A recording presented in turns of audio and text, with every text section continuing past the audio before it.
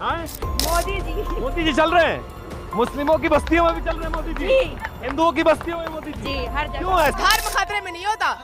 एक बात बताओ, मोदी की कुर्सी खतरे में है। दोस्तों, एक बार फिर से स्वागत है आपका प्रजापति न्यूज में। 2024 में भारत का प्रधानमंत्री कौन होगा? Number 1 Narendra Modi, number 2 Rahul Gandhi. 2024 में सत्ता किसके हाथ आएगी? कौन बाजी मारकर बाजीगर बन जाएगा और कौन हाथ पर हाथ धरे बैठा रह जाएगा? दोस्तों, 2024 के लोकसभा चुनाव लगभग खत्म हो चुके हैं और अब जनता को बेसब्री से नतीजे का इंतजार है। लेकिन देश की आधे से ज्यादा आबादी को ये मालूम है कि देश का प्रधानमंत्री कौन बनने वाला है।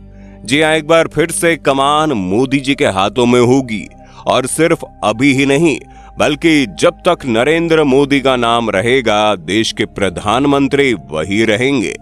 हमें मालूम है ये बात सुनने में थोड़ी अंधभक्तों जैसी लग रही है, पर दोस्तों, हम यहाँ कोई मजाक नहीं कर रहे, बल्कि सबूत के साथ आपको ये बताएंगे कि कैसे मोदी जी न केवल आज बल्कि आने वाले कल और उससे भी बाद में देश के प्रधानमंत्री बने रहेंगे। तो कैसे होगा ये सब, मैं सब कुछ बताऊंगा। बस मेरे यानी अपने दोस्त विशाल प्रजापति के साथ वीडियो में अंत तक बने रहना। लेकिन हाँ, वीडियो शुरू करने से पहले एक छोटी सी रिक्वेस्ट है। वीडियो के नीचे रेड कलर का सब्सक्राइब बटन दिख रहा होगा, उस पर क्लिक करके सब्सक्राइब कर लें और साइड में बेल आइकॉन भी दिख रहा होगा, उस पर भी क्लिक कर लें ताकि आपको वीडियो मिले सबसे पहले।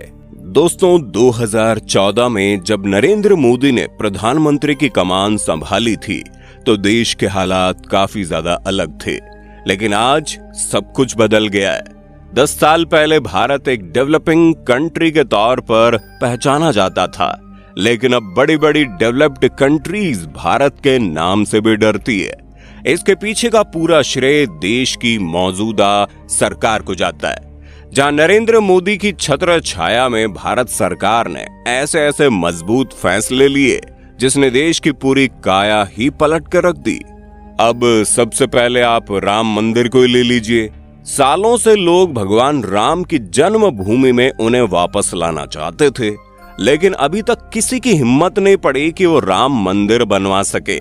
पर मोदी जी ने यह वादा किया था कि वो राम राज्य लेकर आएंगे और उन्होंने अपना ये वादा पूरा कर दिया और हम स्वर्ग से भी सुंदर अयोध्या नगरी में भगवान राम के दर्शन करने जा सकते हैं। फिर आता है 3 तलाक का मुद्दा, जिसने मुस्लिम महिलाओं को कितनी राहत दी है, ये सिर्फ और सिर्फ देश की मुस्लिम महिलाएं ही समझ सकती है। क्योंकि जब तक 3 तलाक चलता था, तब तक इन महिलाओं के पति इन्हें 3 बार तलाक बोलकर अपने सभी रिश्ते नाते अपनी पत्नियों से तोड़ देते थे और दूसरी शादी कर लेते थे। उनके लिए यह करना बहुत ही आसान हो गया था, जिसकी वजह से कई सारी महिलाओं की जिंदगी खराब हो रही थी। कईयों के तो बच्चे भूखे मरने की हालत में आ गए थे। लेकिन यहाँ पर मोदी जी ने एक बड़ा कदम उठाया और देश में 3 तलाक को बंद कर दिया। और हम धारा 370 और आर्टिकल 35A को कैसे भूल सकते हैं, जिसे हटाकर कश्मीर को केंद्र शासित प्रदेश बनाया गया। वरना इससे पहले कश्मीर के पास कई सारे ऐसे अधिकार थे जो उसे भारत के बाकी राज्यों से अलग बनाते थे, जिसकी वजह से वहां पर काफी दंगे फसाद होते थे और लोग उसका गलत फायदा उठाते थे। लेकिन इसके बाद कश्मीर भी भारत के दूसरे हिस्सों की तरह ही हो गया। हाँ, इसे लेकर बवाल मचा था काफी, लेकिन इससे भारत को एक मजबूत देश बनाने में मदद मिली। वहीं सरदार पटेल की पूरी दुनिया में सबसे ऊंची मूर्ति का निर्माण भी कुछ कम नहीं है। आज अगर आप सर्च मारेंगे तो दुनिया की सबसे बड़ी मूर्ति सरदार वल्लभ भाई पटेल की स्टैच्यू ऑफ यूनिटी है, जिसे बनाकर मोदी जी ने साबित कर दिया कि हम भारतीय भी किसी चीज से कम नहीं है। और ये तो बहुत बड़ी बड़ी चीजें हैं। पिछले 50 साल से सरदार सरोवर बांध के अटके हुए काम को केवल 3 साल में पूरा करके मोदी सरकार ने साबित कर दिया कि वो किस तरह से देश को चलाना चाहते हैं, क्योंकि इस बांध के जरिए ज्यादा से ज्यादा बिजली का उत्पादन किया जा सकता है। और आज भारत को अगर विकसित देश की उपाधि पानी है तो हमारे पास बिजली पानी की संपूर्ण व्यवस्था होनी चाहिए। और इसी के चक्कर में मोदी जी ने इस तरह के कई सारे प्रोजेक्ट्स चलाए, यहाँ तक कि भारत को पूरे विश्व में एक अहम दर्जा दिलवाया। जहां भारत G20 समिट में शामिल हुआ, फिर नए संसद भवन का भी तो निर्माण हुआ है, उसे हम कैसे भूल सकते हैं, जो कि बहुत ही ज्यादा शानदार है। भारत की पूरी दुनिया से जो दोस्ती बढ़ती जा रही है, उसका श्रेय भी मोदी जी को जाता है। बाकी चंद्रयान 3 की सफलता, महामारी के समय भी डटकर खड़े रहना, ये सारी चीजें कोई आसान काम नहीं है। और यही वजह है कि एलन मस्क से लेकर अमेरिका के राष्ट्रपति जो बिडेन तक हर कोई ये कहता है कि मोदी जी जैसा नेता भारत तो छोड़िए पूरे विश्व में कहीं नहीं है। आज इंडिया के नाम से विपक्ष एकजुट हो रहा है, वो भी सिर्फ मोदी जी को हराने के लिए। लेकिन अगर सभी मिल भी जाएं तब भी मोदी जी को हराना आसान नहीं है, क्योंकि जनता ये जानती है कि वो किसे वोट दे रही है।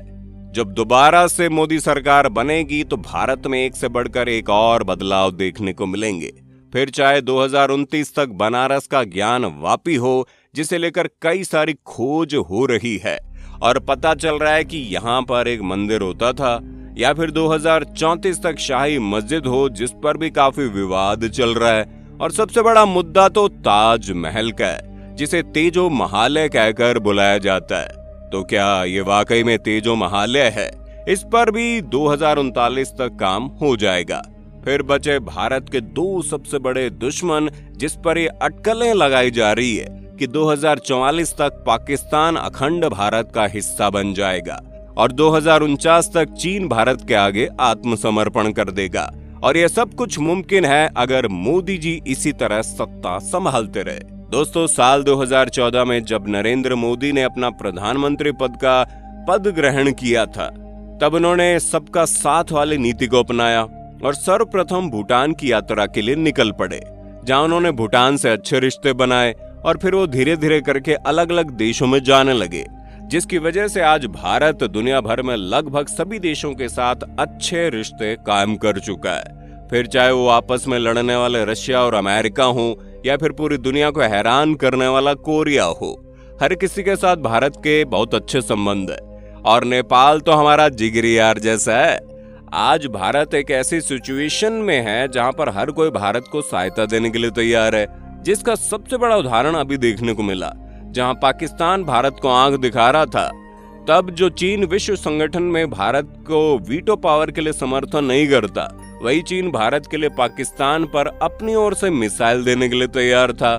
जो अमेरिका भारत के लोगों को अपनी कंट्री में आने से रोकता था, वही अमेरिका भारत के साथ हर परिस्थिति में कंधे से कंधा मिलाकर खड़ा है। और रशिया तो हमारा बहुत पुराना दोस्त है, जो हमेशा भारत की मदद के लिए तैयार रहता है।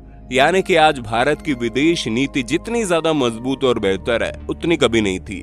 तभी तो आज हम सिर्फ और सिर्फ विकास की तरफ बढ़ रहे हैं और मोदी सरकार में हम इसी तरह आगे बढ़ते भी रहेंगे। ऐसे में दोस्तों, इन सारी चीजों को सुनने के बाद आपको भी एहसास हो गया होगा क्यों नरेंद्र मोदी को जीतना चाहिए और क्यों वो जीतकर तीसरी बार देश के प्रधानमंत्री बनेंगे। बाकी आपका इस पर क्या राय है, कमेंट में बताएं। और ऐसे इंटरेस्टिंग वीडियोस को देखते रहने के लिए चैनल को लाइक, शेयर, सब्सक्राइब तो कर देना। दोस्तों, आपकी स्क्रीन पे दो और वीडियोस दिख रही हैं, जिसे देखने के लिए आप इस स्क्रीन पर क्लिक करें। दोनों देखिएगा, बहुत अच्छी वीडियो बनी है।